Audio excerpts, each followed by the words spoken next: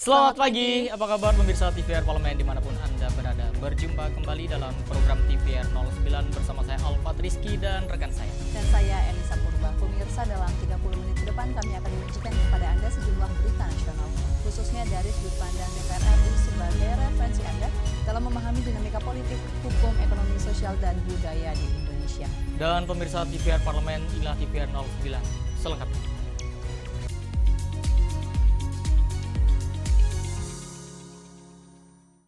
Pemirsa, Komisi 5 DPR RI meminta Direktorat Jenderal Sumber Daya Air Kementerian Pekerjaan Umum merekomposisi alokasi APBN 2027 agar pembangunan lebih merata dan berkeadilan di seluruh daerah.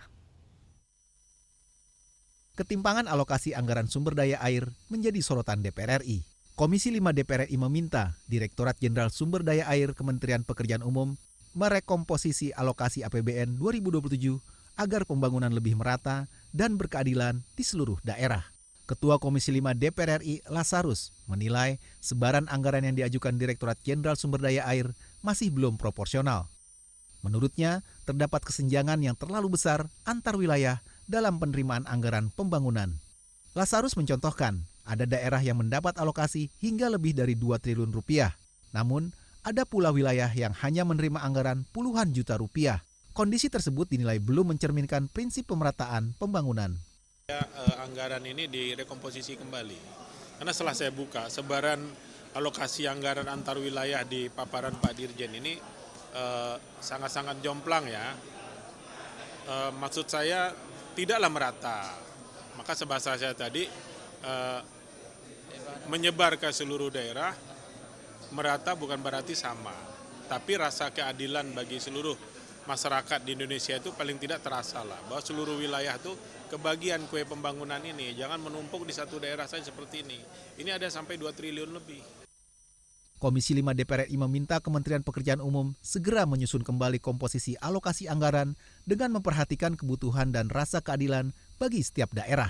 Langkah ini juga diharapkan menjadi antisipasi terhadap kemungkinan efisiensi maupun penyesuaian anggaran sebelum pagu indikatif APBN 2027 ditetapkan. Dari Senayan, Jakarta, Handoko, TVR Parlemen melaporkan. Pemirsa, kejelasan status hukum lahan menjadi salah satu faktor penting dalam menjaga ketahanan pangan nasional. Oleh karenanya, anggota Komisi 2 DPR RI Ahmad Heriawan mendorong pemerintah memprioritaskan penataan pertanahan agar berbagai program pembangunan dan kesejahteraan masyarakat dapat berjalan lebih optimal.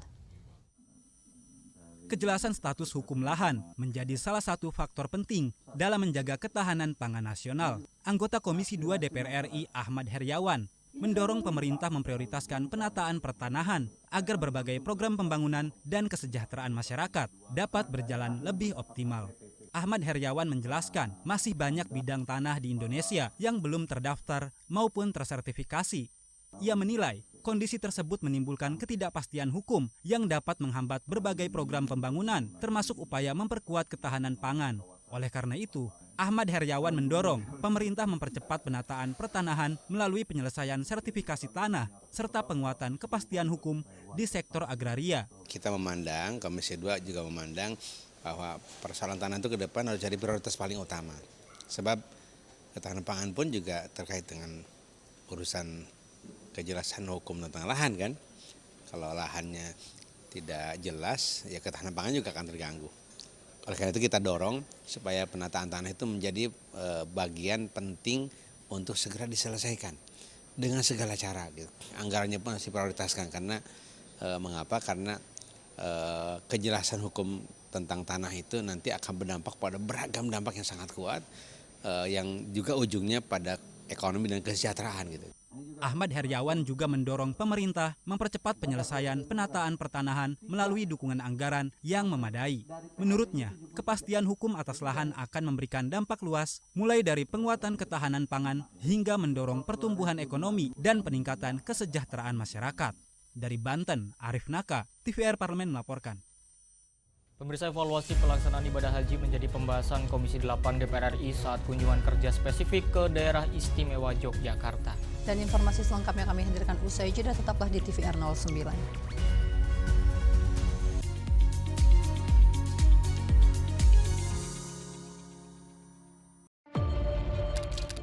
Bahwa saya demi Allah saya bersumpah dan seadil-adilnya periode keanggotaan DPR RI hingga saat ini, yaitu terdapat 126 undang-undang yang telah selesai dibahas DPR RI.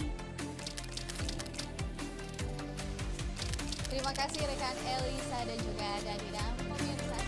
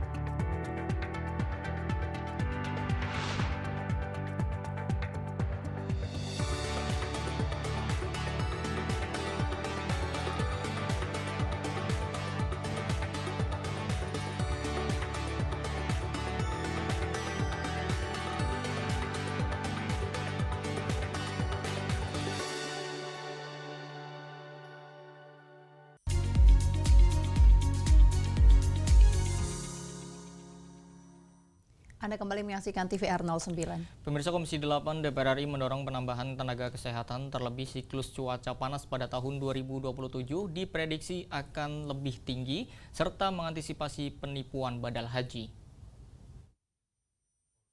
Evaluasi pelaksanaan ibadah haji menjadi pembahasan Komisi 8 DPR RI saat kunjungan kerja spesifik ke daerah istimewa Yogyakarta. Anggota Komisi 8 DPR RI, Husni, menyoroti kondisi beberapa jamaah haji Indonesia yang rentan sakit karena perbedaan iklim dan belum maksimalnya penanganan medis. Husni mengusulkan penambahan tenaga kesehatan minimal 2 kali lipat pada penyelenggaraan haji tahun 2027 mendatang. Terlebih, siklus cuaca panas pada tahun 2027 diprediksi akan lebih tinggi. Di sisi lain, Husni menyatakan bahwa praktik penipuan badal haji tahun ini berhasil diminimalisir karena ketatnya regulasi untuk mendapatkan surat keterangan sehat. Kita baru tahu bahwa setiap ada orang sakit kan harus menggunakan fasilitas rumah sakit Kerajaan Arab Saudi. Dan mereka meminta supaya didampingi oleh tenaga-tenaga kesehatan dari Indonesia karena masalah kebiasaan, masalah makan obat dan juga masalah komunikasi. Jadi insya Allah kita akan usulkan untuk Haji 2027 minimal 2 kali lipat tenaga kesehatan yang harus kita siapkan di Kerajaan Arab Saudi. Apalagi tahun 2027 tingkat kepanasan itu lebih tinggi. Ya, tapi tahun ini kita sudah bisa meminimalisir ya daripada penipuan-penipuan badal haji. Karena apalagi sekarang untuk mendapatkan transaksi itu nggak gampang. Kementerian Haji dan Umroh diharapkan dapat mempersiapkan segala rekomendasi yang disampaikan Komisi 8 DPR RI, sehingga kualitas pelaksanaan haji di tahun mendatang dapat lebih baik lagi. Dari Yogyakarta, Dumi Titi Heru, TVR Parlemen melaporkan. Pemirsa, pembahasan rancangan undang-undang tentang perubahan ketiga atas Undang-Undang Nomor 30 Tahun 2009 tentang ketenagalistrikan tidak hanya fokus pada pemerataan akses listrik, tetapi juga mendorong terwujudnya kemandirian energi di setiap daerah. Pembahasan rancangan undang-undang tentang perubahan ketiga atas Undang-Undang Nomor 30 Tahun 2009 tentang ketenagalistrikan tidak hanya fokus pada pemerataan akses listrik, tetapi juga mendorong terwujudnya kemandirian energi di setiap daerah. Hal ini menjadi salah satu perhatian Komisi 12 DPR RI saat melakukan kunjungan kerja di Provinsi Lampung. Anggota Komisi 12 DPR RI, Junaidi Auli, menilai kondisi sistem kelistrikan nasional masih menghadapi tantangan meski terdapat kelebihan pasokan listrik di sejumlah wilayah. Belum meratanya distribusi energi menjadi penyebab beberapa daerah masih mengalami keterbatasan pasokan. Oleh karenanya, penguatan kemampuan setiap daerah dalam memenuhi kebutuhan energinya perlu menjadi poin penting yang diakomodasi dalam revisi Undang-Undang Ketenagalistrikan. Sumber energinya bisa menutupi kekurangan di daerah yang lain. Tetapi dengan jarak-jarak yang cukup jauh, seperti Lampung. Lampung ini 50% itu disuplai dari Sumatera Selatan. Nah, oleh karenanya ketika kemarin seringkali terjadi blackout gara-gara kebakaran hutan, gara-gara cuaca ekstrim, gara-gara kejadian-kejadian alam lainnya kemudian menjadi blackout. Nah, ini kita harapkan RUU ini juga mengakomodir supaya aturan terkait dengan kemandirian energi di setiap daerah itu juga bisa dipersiapkan gitu, payung hukumnya. Komisi 12 DPR RI menegaskan bahwa seluruh masukan yang diperoleh selama pembahasan RUU Ketenagalistrikan akan menjadi bahan penyempurnaan regulasi. Pemerintah diharapkan mampu menghadirkan sistem kelistrikan yang lebih andal dan merata di seluruh wilayah Indonesia. Dari Lampung, Koko Inugroho, TVR Parlemen melaporkan. Komisi 1 DPR RI menilai pembangunan infrastruktur digital nasional telah menunjukkan kemajuan. Di samping itu, pemerataan akses internet masyarakat perlu diimbangi dengan peningkatan kualitas. Dalam kunjungan kerja spesifik ke Bekasi, Jawa Barat, Komisi 1 DPR RI menilai pembangunan infrastruktur digital nasional telah menunjukkan kemajuan. Meski demikian, pemerataan akses internet masyarakat perlu dibarengi dengan peningkatan kualitas. Anggota Komisi 1 DPR RI, Mahfuz Abdurrahman menyatakan, Komisi 1 DPR RI mengapresiasi upaya Baktikom Digi yang terus memperluas akses telekomunikasi untuk mendukung sektor pendidikan, kesehatan, dan ekonomi. Meski mendapat apresiasi, program Baktikom Digi juga mendapat sorotan dari Komisi 1 DPR RI, utamanya terkait wilayah yang belum terjangkau layanan internet secara optimal.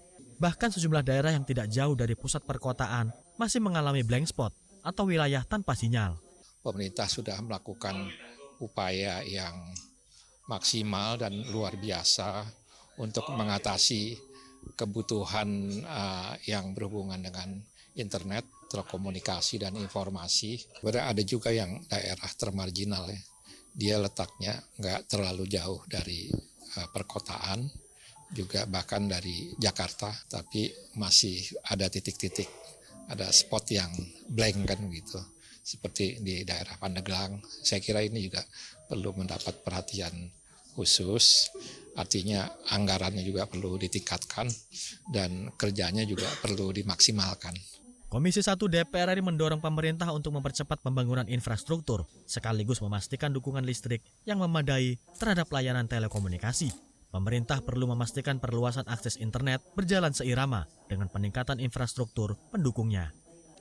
Dari Bekasi, Jawa Barat, Mufid, TVR Parlemen melaporkan. Pemirsa, keandalan informasi cuaca menjadi salah satu faktor penting dalam menjamin keselamatan penerbangan nasional di tengah meningkatnya mobilitas masyarakat. Dan DPR RI pun memberikan perhatian terhadap upaya modernisasi alat badan meteorologi, klimatologi, dan geofisika agar layanan informasi cuaca semakin akurat dan juga responsif. Pemirsa, informasi selengkapnya kami hadirkan sesaat lagi. Tetaplah di TVR 09.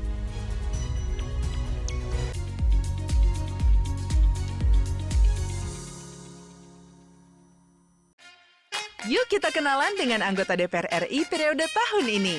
Dari depan kursi. Di balik kursi. Gini, di balik kursi. Aku ingin menjadi sesuatu yang mungkin bisa kau rindu. Acap kahiji, rukun sakabehna. Itulah pokok nama. Semakin penasaran kan bagaimana kiprah karir politiknya?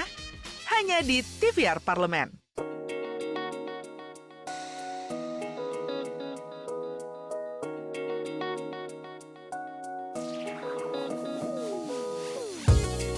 Kehadiran mereka tidak hanya mewakili suara perempuan, tetapi juga membawa perspektif yang beragam serta pengalaman hidup yang unik ke dalam proses pembuatan kebijakan. Saksikan Perempuan Parlemen hanya di TVR Parlemen.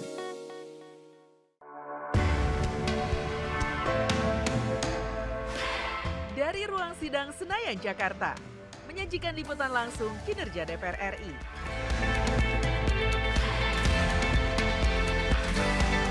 Dialog mendalam,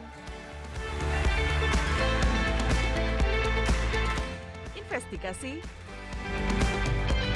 dan profil wakil rakyat. TVR Parlemen kini hadir 24 jam.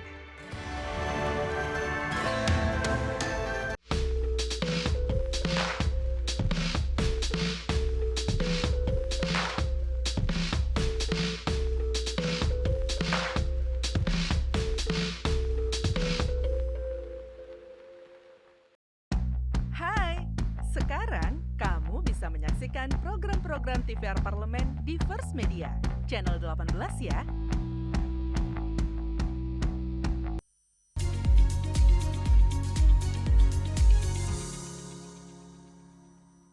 Kembali pemirsa di TVR 09. Pemirsa, modernisasi teknologi BMKG tidak hanya memperkuat sistem peringatan dini, tetapi juga menjadi investasi strategis bagi keselamatan transportasi udara di Indonesia. Melalui fungsi pengawasan, DPR RI mendorong agar penguatan sarana dan prasarana BMKG dilakukan secara berkelanjutan, sehingga mampu menjawab tantangan perubahan iklim dan dinamika cuaca yang semakin kompleks. Dan mari kita simak liputan mendalam yang telah dikemas oleh tim redaksi TVR Parlemen dalam segmen Lensa Parlemen berikut ini.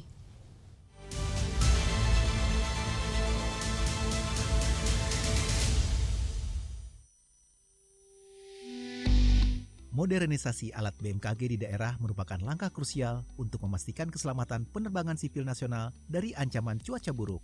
Komisi 5 DPR RI mendukung langkah penguatan kapasitas, anggaran, peningkatan kualitas SDM, serta peremajaan fasilitas teknologi observasi. Anggota Komisi 5 DPR RI, Sofwan Dedi Ardianto menyoroti masih adanya kesenjangan fasilitas dan teknologi di lingkungan Badan Meteorologi, Klimatologi, dan Geofisika atau BMKG. Khususnya pada stasiun meteorologi kelas 3 dan kelas 4 yang menjadi penunjang keselamatan penerbangan di berbagai daerah. Sofwan menilai modernisasi peralatan harus menjadi prioritas, mengingat sebagian perangkat di stasiun meteorologi di daerah masih banyak menggunakan sistem manual dan telah berusia tua. Kalau untuk di Soekarno-Hatta peralatan sudah oke, dukungan teknologi sudah oke, tetapi yang perlu kemudian dilihat secara mendalam adalah yang di daerah-daerah yang kelas 3, kelas 4. Ini masih perlu banyak pembenahan. Pembenahan baik itu peremajaan alat teknologi, pengadaan teknologi maupun redistribusi petugasnya. Dan cuaca ini kita butuh 75.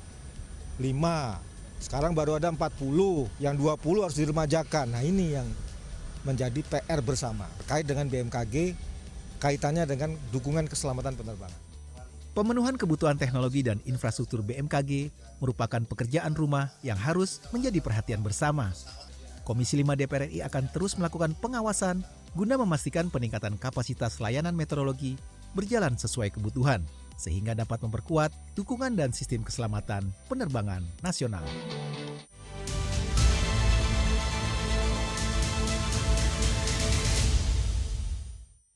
Elisa dan juga pemirsa, tentu kita semua tahu ya bahwa rasa malas seringkali menjadi hambatan untuk memulai aktivitas. Yap. Padahal terkadang yang dibutuhkan hanya sebuah langkah kecil. Nah, ini ada yang menarik di Jepang ini, Alfat. Kalau mereka memiliki beberapa metode yang dapat digunakan untuk membantu meningkatkan motivasi dan juga membangun kebiasaan positif, tentunya secara bertahap. Dan mulai dari prinsip Kaizen yang mendorong perubahan kecil nih pemirsa secara konsisten hingga teknik membagi pekerjaan menjadi lebih sederhana. Nah, bagaimana ini ya teknik-teknik Kaizen ini ya? Informasinya akan kami hadirkan sesaat lagi, tetaplah di TVR 09.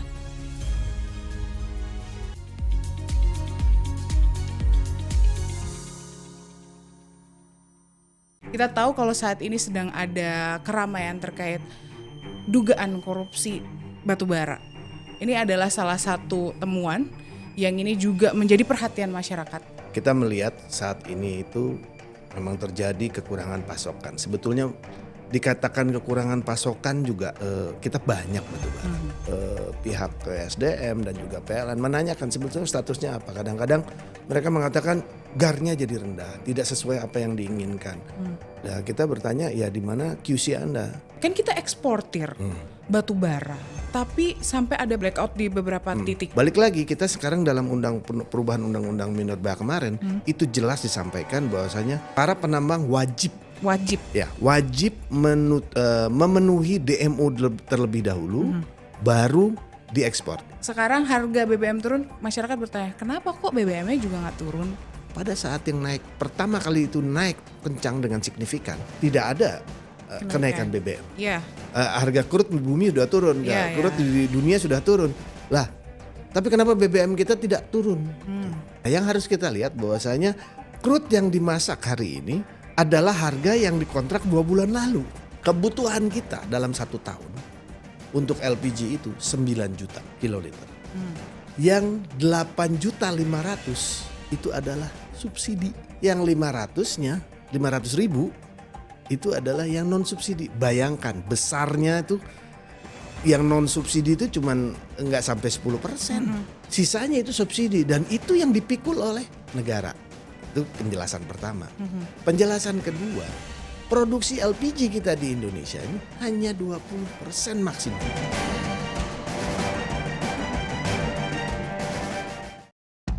Hai, sekarang kamu bisa menyaksikan program-program TVR Parlemen di First Media, channel 18 ya.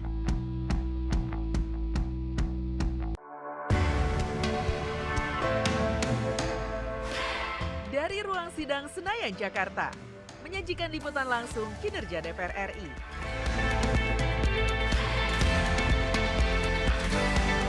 Dialog mendalam, investigasi, dan profil wakil rakyat. TVR Parlemen kini hadir 24 jam.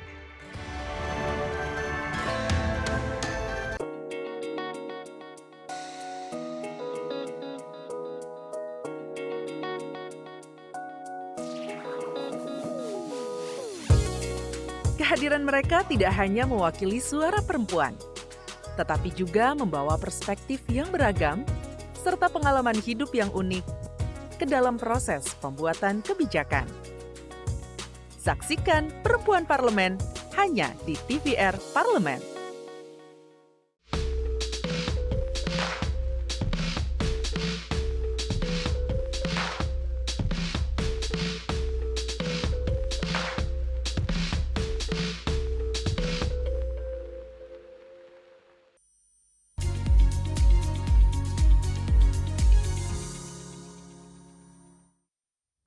Di TVR 09.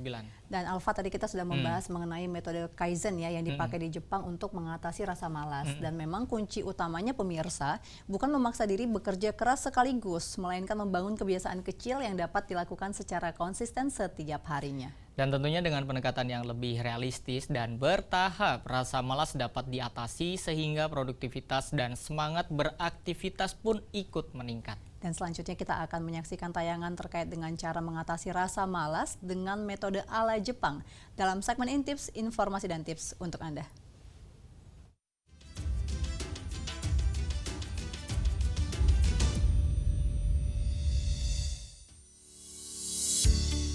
Pernah nggak sih kamu ngerasain males banget sampai nggak pengen ngapa-ngapain?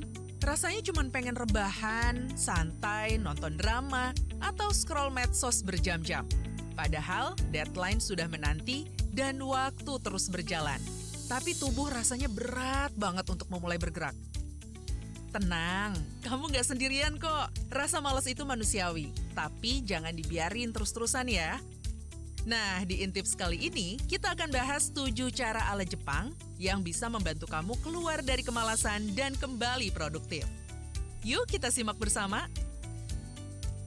Ganbaru, lakukan yang terbaik apapun keadaannya. Dalam budaya Jepang, ada konsep yang disebut Ganbaru. Artinya berjuang dan melakukan yang terbaik meski kondisi sedang sulit. Walau lagi males, lesu, atau nggak semangat, coba deh untuk bergerak dan berusaha. Yang penting bukan hasilnya, tapi kesungguhan dan usahamu. Ingat, semangat itu sering datang setelah kita mulai melakukan sesuatu, bukan sebelumnya. Wabi-sabi, cintai ketidaksempurnaan. Rasa malas sering muncul ketika kita takut nggak bisa sempurna.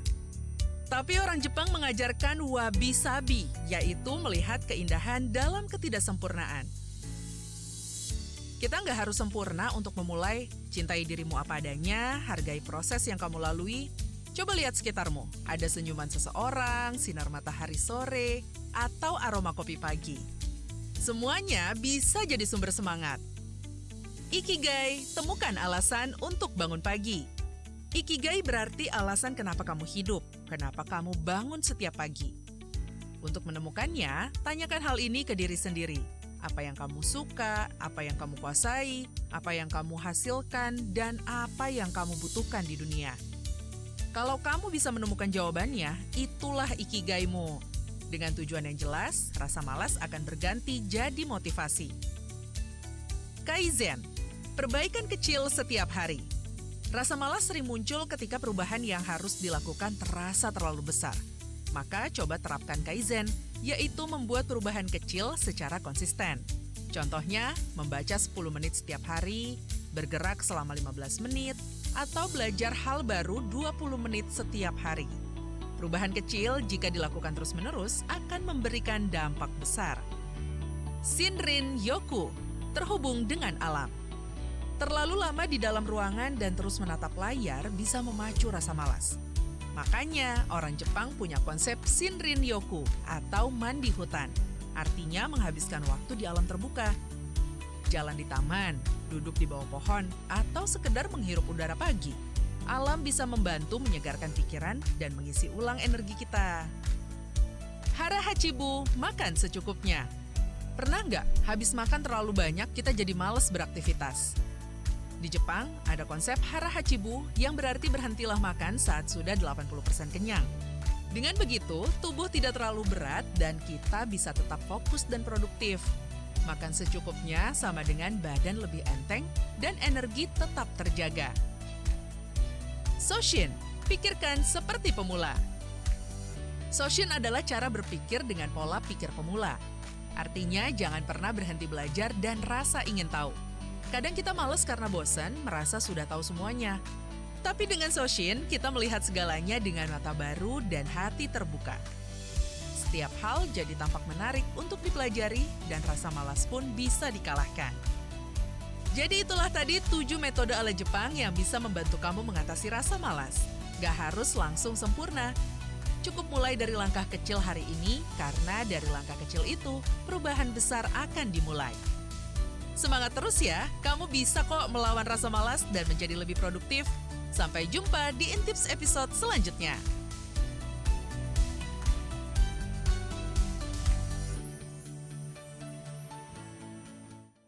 Itu dia tayangannya untuk Anda pemirsa, dan di penghujung acara kami hadirkan agenda DPR RI pada hari ini Selasa 14 Juli 2026.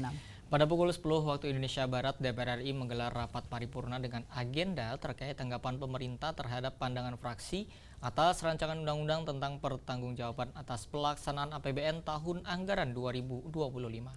Lalu pada pukul 13 waktu Indonesia Barat, ada Komisi 8 DPR RI akan menggelar rapat kerja dengan Menteri Haji dan juga Umroh Republik Indonesia dan rapat dengar pendapat dengan Kepala Badan Pengelola Keuangan Haji dan Ketua Dewan Pengawas Badan Pengelola Keuangan Haji dengan agenda terkait pembahasan pemberitahuan kebutuhan transfer biaya tenda dan paket layanan dasar tahun 2027 dan juga isu-isu aktual lainnya.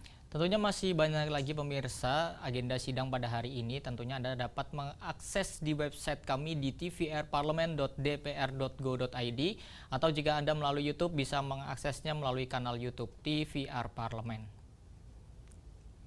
Dan pemirsa, demikianlah TVR 09 edisi pagi ini. Kami segenap kru TVR Parlemen yang bertugas mengucapkan terima kasih telah setia menyaksikan TVR 09. Saya Elisa Purba dan rekan saya Salvat Rizky. Pemirsa, sampai berjumpa kembali di TVR 09 selanjutnya. TVR Parlemen, Referensi Indonesia.